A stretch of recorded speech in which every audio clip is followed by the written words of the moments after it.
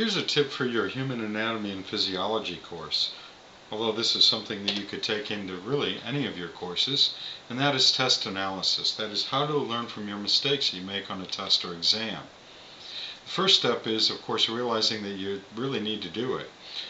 Because you really do learn a lot from your mistakes, and not only that, you're going to be building upon some of these concepts that were in the test or exam as you proceed through your course. So the first thing you want to do is make sure you have the right answers. Now, the right answers might be provided when the corrected test or exam is returned to you, but often it's not, and it's up to you to find the right answers and confirm that they are the right answers. So that's an essential first step. And of course, you also want to be learning not only what the right answer is, but why that answer is the right one. If you don't understand why it's right, then it's really not going to help you much at all, is it? And what you want to be doing then is fixing your understanding. That is, clearing up any misunderstandings that you have so that you can move forward successfully in the course. Without correcting those misunderstandings, you might be setting yourself up to make a whole bunch of other mistakes later on in the course.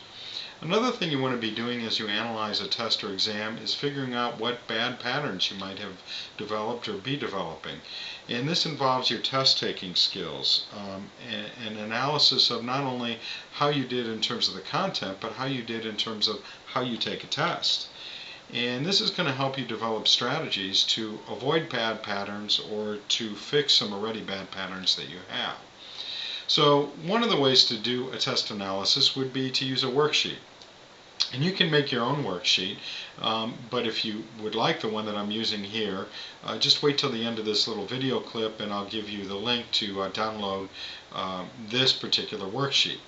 And if you look along the top, you'll see that in the heading there's a whole bunch of things that fit the kind of exams that I give in class, and that's why you might want to make your own to add or subtract here. But first of all, you want to have a way to keep track of which item is which, so that's why I have the item numbers there in the first column.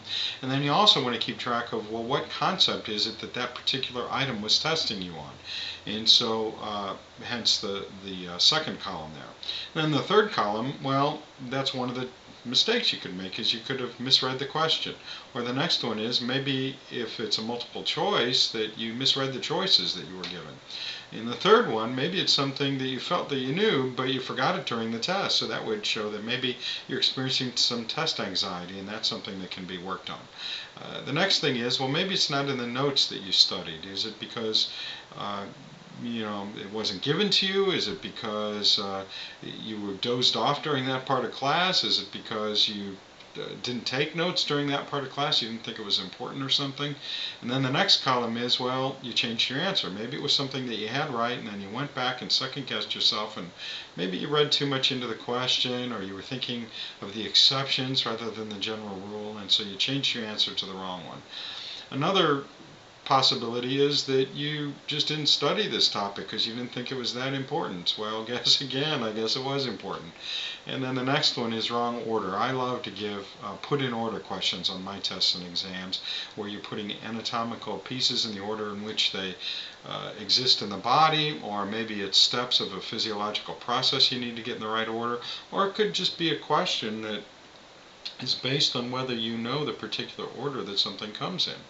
And then the last one is, it was something that was just too complicated, or you felt like it was too complicated for you to understand.